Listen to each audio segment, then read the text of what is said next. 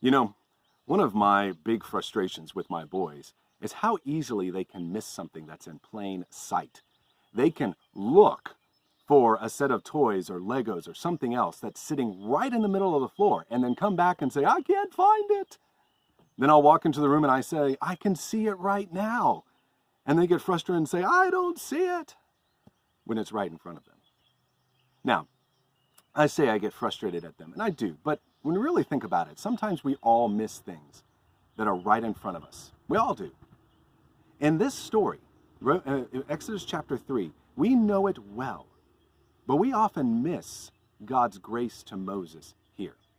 In a sense, it's right in front of us like a toy in the middle of the floor, but we so easily miss it. Remember, Moses here is Moses the failure at the beginning of chapter 3. He tried to fulfill God's call with his own hands, murdered an Egyptian, and had to flee Egypt. He's blown it big time, and he knows it. So in Midian, he's made a life for himself, married Zipporah, and had a son. Even the name that he gives that son shows us that he knows he's blown it. So how does someone who's blown it big time make it back to God? Well, the answer is that they don't. God must come to them. Notice that here, first, again, something we often miss. God doesn't make Moses come to him. God goes to Moses. God goes and finds Moses. In fact, Moses doesn't even know that God's looking for him.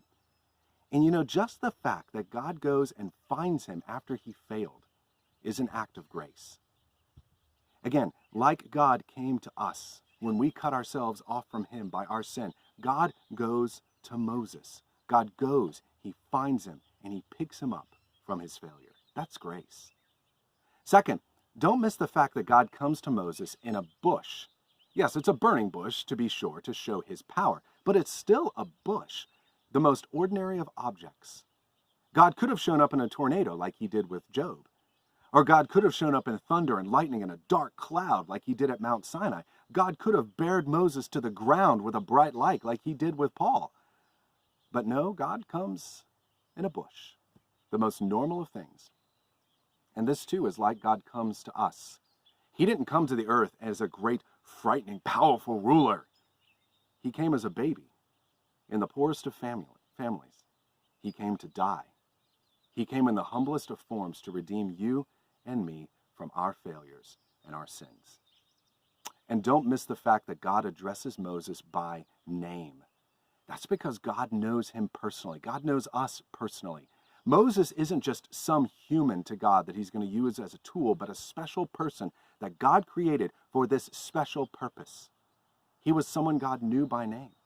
God is the ruler of this universe, and yet he knows us by name, individually.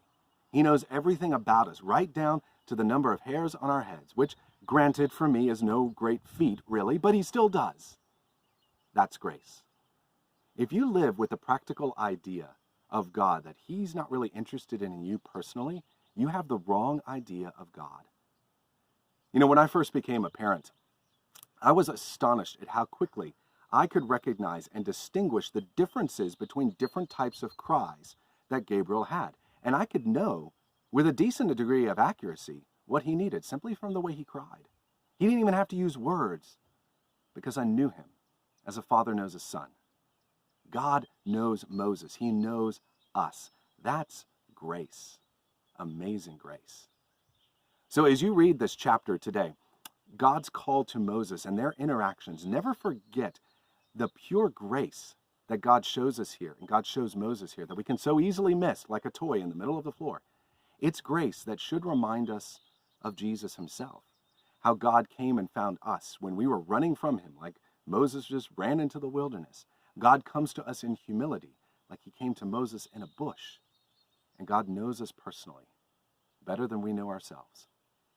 So you guys think about that, and I'll see you tomorrow.